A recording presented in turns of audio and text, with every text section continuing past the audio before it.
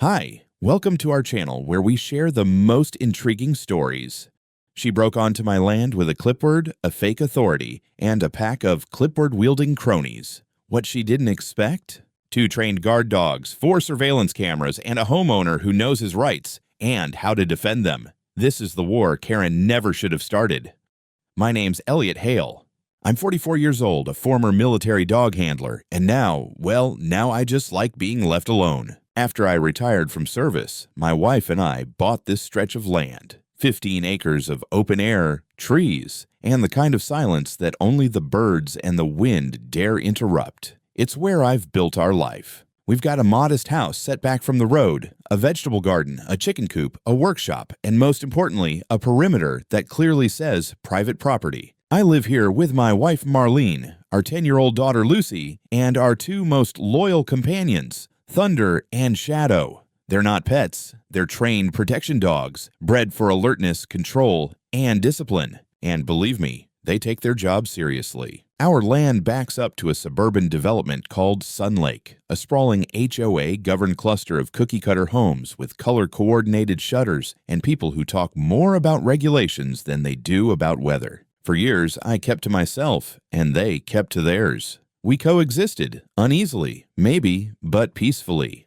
That was until they got a new HOA president, Karen Fitzgerald. Karen is the kind of woman who doesn't ask questions, she gives commands. Her hair's always too tight, her voice too loud, and her clipboard always within reach. She introduced herself the day after she moved in with a flyer titled Community Expectations and a passive-aggressive smile. I told her politely that my land wasn't under their jurisdiction. She looked at me like I was speaking Martian. "But your property borders Sun Lake," she said, as though adjacency meant ownership. That was our first conversation. Unfortunately, it wasn't our last. Since Karen's rise to power, she's made it her personal mission to unify the area under what she calls a shared vision. What she really means is, I want your land under my thumb. I've gotten letters about my non-conforming fence, the color of my barn being disruptive to visual harmony, and, get this, a recommendation to install a Sun Lake-approved mailbox. I ignored them all. I'm not part of their HOA. I never signed anything, and my deed proves I'm independent of their community standards. But Karen doesn't understand boundaries. In her mind, leadership comes with limitless reach, and every week it feels like her tactics get a little more aggressive. Last month, she showed up uninvited with a so-called neighborhood safety consultant, pointing at my woodpile like it was a national threat. I told her, again, to leave. She didn't, so I let Shadow step outside the front door. She left quickly after that. It might sound comical, but it's not. This isn't about mailboxes or fences. It's about power. It's about one person trying to force her will on others, on me, my family, my home. And something tells me, she's just getting started. It happened on a Tuesday morning, just after 9 a.m. I was on the porch with my second cup of coffee, enjoying the calm, watching the mist lift off the tree line when I heard the dogs bark. Short, sharp bursts. Alert, not aggressive. I stood, set the mug down, and walked toward the side yard where the fence breaks into open pasture, and that's when I saw her.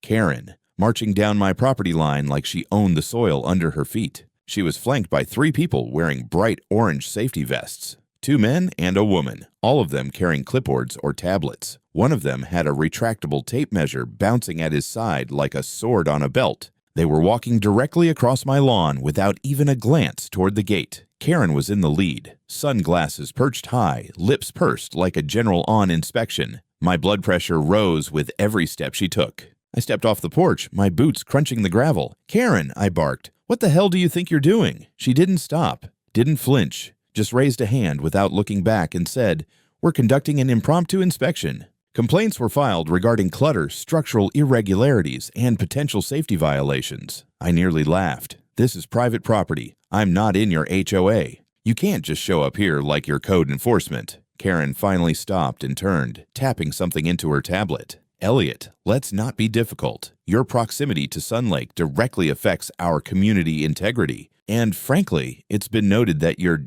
aesthetic choices don't reflect our shared values."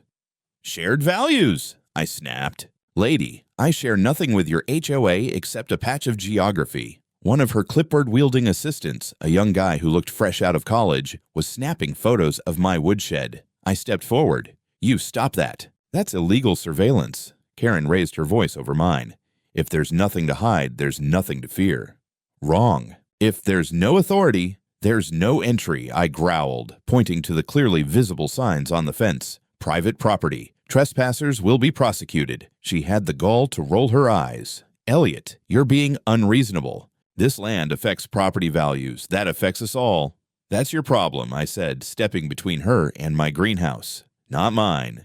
Then she tried something bolder. She stepped past me, tapping something on her screen, gesturing for the others to spread out. They started moving toward my tool shed, one even reaching for the latch. That's when I decided I'd had enough. I whistled, a low, sharp whistle. Trained response cue, number 4, secure perimeter.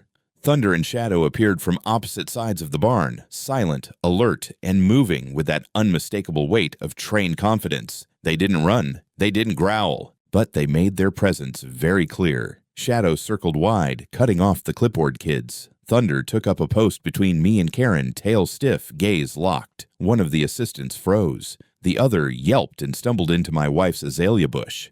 Karen, she went pale, her voice cracked. Call them off. This is an overreaction.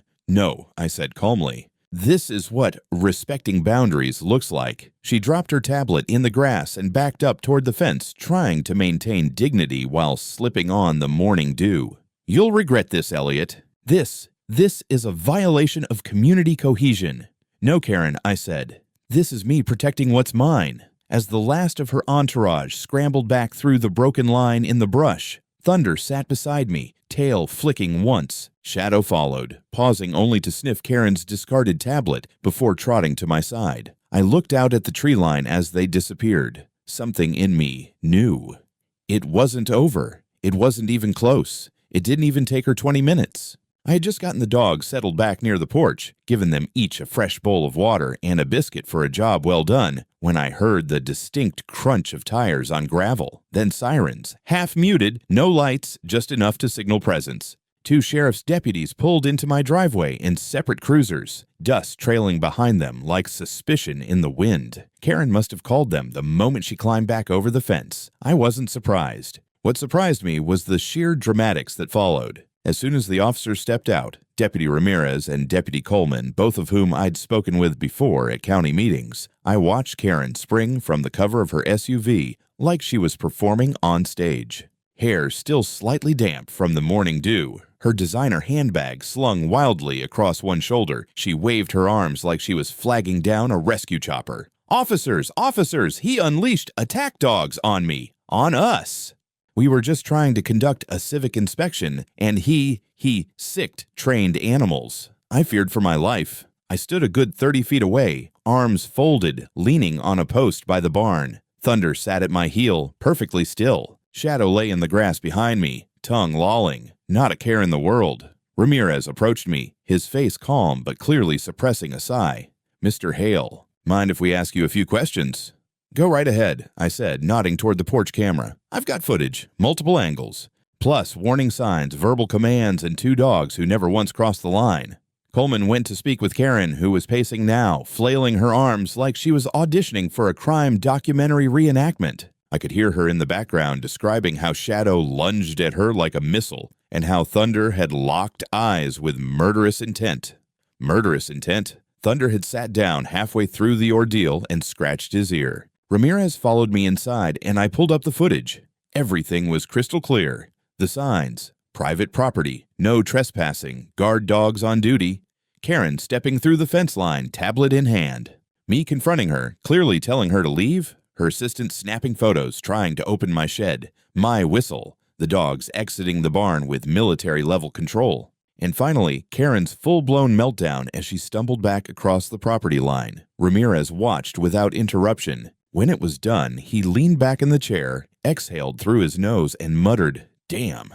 He stood, walked back out to where Karen was now leaning against her car, trying to reapply lip gloss like the morning's events hadn't just stripped her of every ounce of credibility. He took off his sunglasses and said, "Ma'am, I've reviewed the footage. You and your associates were trespassing on private property. Mr. Hale issued clear verbal warnings. His dogs responded to a command and maintained non-aggressive behavior throughout. No attack occurred." Karen's jaw dropped, But, my rights, community jurisdiction, no HOA bylaws apply here, he said flatly. This land is outside your association. What you did could be classified as criminal trespassing. She clutched her bag tighter. This is ridiculous. They could have killed me. Ramirez looked her square in the eyes, but they didn't. Because they're trained, and because their handler knows the law better than you apparently do. She sputtered something about public good and neighborhood harmony before Coleman gently motioned toward her car. Ma'am, we recommend you leave for now. Pushing this could make things worse. For you. Karen left in silence, but she left with a look I recognized. Not fear. Revenge. And that was the part that made me check my cameras twice that night before going to sleep. You ever have that gut feeling? Something's off even when the world seems quiet. That night, I had it in spades. The house was asleep. My wife had drifted off with a book half open on her chest, Lucy curled up in her room with a nightlight humming beside her. Even the dogs, usually vigilant until well past midnight, were snoring softly in their shared den beside the back deck. I checked the camera feeds one last time before bed. Nothing but shadows and dew settling on the grass. And then, at exactly 2:41 a.m., motion sensors triggered. I was out of bed before the second chime. I didn't go straight outside. I'm not a fool. I went to the monitors, and what I saw, it was straight out of a bad spy movie if the spy had no grace and a personal vendetta against paint. Karen.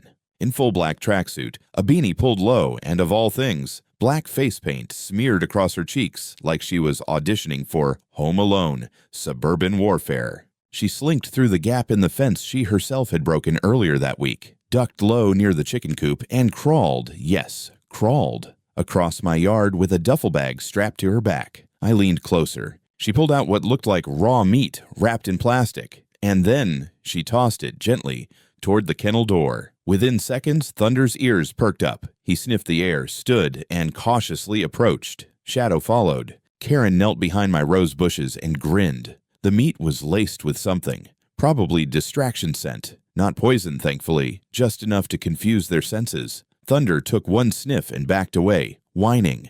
Shadow pawed at the ground, circling, disoriented, but alert. I knew then, my dogs weren't out of commission, just momentarily off their rhythm. And that's when she made her move. Out came 5 cans of neon orange spray paint. She shook each one like a lunatic. Then, with the confidence of someone completely divorced from consequences, she strutted up to the siding of my house and started tagging it like it was the Berlin Wall.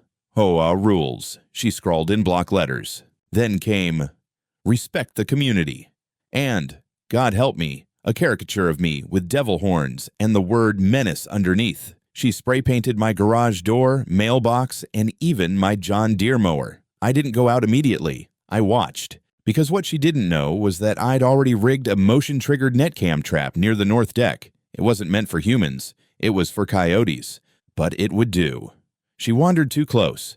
A red dot blinked on the screen.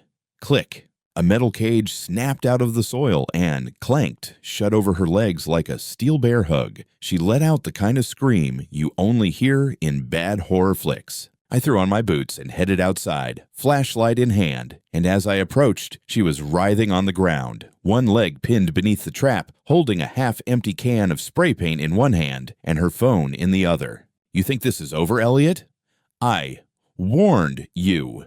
I flipped on the overhead floodlights. The yard lit up like high noon, and there she was, caught red-handed, or orange-fisted, depending how you looked at it. Karen, I said, calm as ever. You just declared war, on camera, with 4 different angles.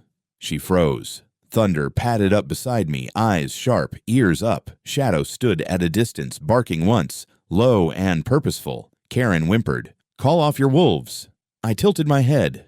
They're not wolves, Karen, but keep talking, and we might upgrade. I reached for my phone. 911, I said, loud enough for the mic to catch. Yeah, I'd like to report a trespasser. And some very colorful vandalism.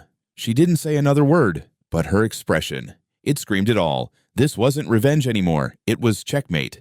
There's a particular silence in a courtroom just before a bomb drops. A heavy, hanging stillness that wraps around the walls like storm clouds ready to split. I'd felt it once during my deployment, just before a K-9 unit sniffed out a buried explosive. That same tension thrummed in my bones now. Except this time, the battlefield was a courtroom in Collin County, Texas, and the bomb was evidence. Karen Fitzgerald sat across the room in a navy blazer 3 sizes too expensive, flanked by her lawyer, a man who looked like he charged by the syllable. She was perched perfectly, chin lifted, hands folded delicately like the crown princess of HOA Landia. She wouldn't look at me, probably couldn't. But the gallery behind us? Packed. Local reporters, Sun Lake residents, and more than one familiar face from HOA meetings gone sour had shown up like they were attending a season finale. The charges were straightforward: criminal trespassing, destruction of private property, attempted intimidation, and misuse of HOA power. I had filed a civil suit alongside the criminal charges, and trust me, I wasn't looking for pocket change. This wasn't about money. This was about principle, about drawing the line where she had repeatedly tried to erase it. My attorney, Ruth Hammond, ex-prosecutor sharp as a scalpel, rose first. She didn't posture, didn't dramatize. She just played the footage. All 4 angles, Karen sneaking through the fence line in the dead of night, the meat distraction, the tagging of my home, the gleeful smirk as she spray-painted menace under my kitchen window, the moment she stepped too close to the trap and found herself pinned in a tangle of metal and karma. You could have heard a pin drop until someone in the gallery actually gasped when the footage zoomed in on the devil horns she'd painted above my porch camera. Karen's lawyer objected, claimed entrapment, claimed provocation, claimed, ironically, that I'd threatened her spirit of community. The judge raised one skeptical eyebrow that could have shattered glass. Then came the witness list. Deputy Ramirez took the stand. Calm, professional, damning. She trespassed. The signs were clear. The animals were controlled. The footage matched Mr. Hale's account. She lied on her 911 report. Then came Marlene, my wife, who spoke softly but firmly about how our daughter hadn't slept for 3 nights after seeing the damage and hearing Karen scream like a banshee in our yard. She mentioned how Lucy asked if they had to move now. That was the first moment Karen blinked, and finally I took the stand. I didn't speak in anger. I spoke in facts. I told them about the harassment, the fake inspections, the letters, the whispered threats from her HOA council about community unity. I told them I served my country to protect people's freedoms, including their right to own land without some power-hungry neighbor trying to annex it by way of passive-aggressive mailers and unsolicited landscaping advice. Then I ended with this. I didn't want a war with Karen Fitzgerald. I wanted peace, quiet, and a working sprinkler system. But you push a man far enough, threaten his family, his safety, his dignity, he's going to push back. I warned her. She laughed. And now she's here. The jury didn't take long. 2 hours. They returned a unanimous verdict, guilty on all criminal counts. My civil case, I won every point. Karen was ordered to pay $75,000 in damages, undergo court-mandated psychological evaluation, and serve 6 months of probation, during which time she was barred from holding any position within Sun Lake's HOA, or any HOA for that matter. The judge added a kicker. Let this case serve as a reminder that community leadership is not a license for conquest. The courtroom didn't cheer, but they breathed, like a whole town had been holding its breath for months and now, finally, could exhale. As we walked out of the courthouse, reporters swarmed. I kept my mouth shut, but Ruth turned and said, "Private property means just that, private. And if anyone needed reminding, they just got it on record." Karen didn't look at me as she was ushered out by her attorney, but I looked at her, and I saw it, the collapse, not just of her case, but of the little empire she'd built on intimidation, entitlement, and unchecked power. Karen Fitzgerald had finally hit a wall she couldn't decorate over, and that wall was me. The morning after the verdict, the air on my land felt different, lighter. Thunder and Shadow trotted alongside me during our usual perimeter walk, tails high, noses twitching at the lingering scent of spring. They were both in top shape. The vet gave them a full examination after the incident. No signs of toxicity from whatever chemical cocktail Karen had used on the meat. Just mild nausea that lasted a few hours and a healthy dose of confusion. But even confusion didn't stop Thunder from marking his territory with extra enthusiasm right next to the spot where Karen had tripped into the trap. You could almost call it poetic justice. Shadow, for his part, kept pausing to sniff that same patch of earth and give me a look like, You gonna let anyone else try that again? 'Cause I'm ready. The dogs were fine, but Sun Lake's HOA? Burning. The day the ruling came down, 5 board members resigned within 48 hours. A leaked internal email revealed that 3 of them had actively supported Karen's community integration initiative, her cute euphemism for hostile takeovers. One of them had even drafted a map that quietly redrew the neighborhood's influence radius to include my property. That map made the local news. Within a week, Sun Lake held an emergency town hall. I didn't go, but I heard through a neighbor that it was pure chaos. Some homeowners were furious at the board's complicity. Others were angry that the HOA was now the subject of memes across half the county. The best one? A photo of a German Shepherd in sunglasses with the caption, "Not in the HOA? Neither is justice." Karen, meanwhile, vanished from public life. Word was she sold her house quietly, just 2 weeks after the court's decision. No goodbye, no statement.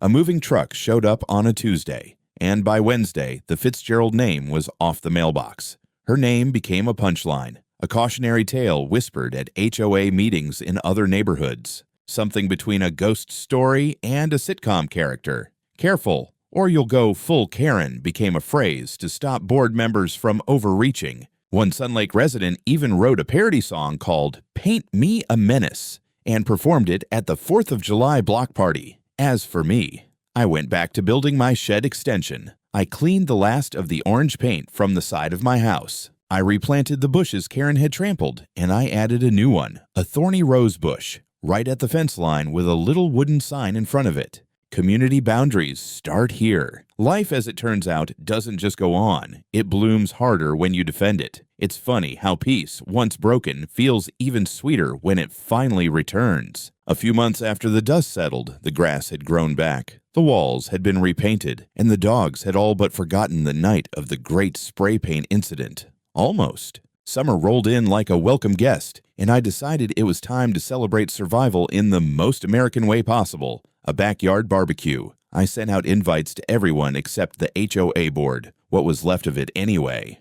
The new acting president, a retired librarian named Brenda, stopped by personally and assured me there'd be no more Karenisms in the future. She brought a pecan pie and her husband, who didn't say a word the whole night, but clapped when the ribs hit the grill. We had coolers full of sweet tea and beer, music playing low from an old Bluetooth speaker, and folding chairs circling the fire pit like a council of the redeemed. Lucy played frisbee with Thunder, while Shadow managed to balance a hot dog bun on his nose for over 30 seconds, earning a round of applause and the bun as reward. About halfway through the evening, my buddy Hank wandered over to where I was flipping burgers and grinned. "So," he said, raising a can, "what are you going to do to mark the occasion?" "You know, besides feeding half the zip code." I smiled and nodded toward the new wooden sign hanging beside the gate, freshly carved and sealed in thick varnish. "Inspections without a warrant. Get escorted out by teeth and the Constitution." Below it was a smaller plaque, one I had made special, mounted on a new doghouse I built after the old one got scuffed during the legal circus. Guarded by Thunder Shadow and Article 1, Section 3. People laughed when they saw it, genuine belly laughs.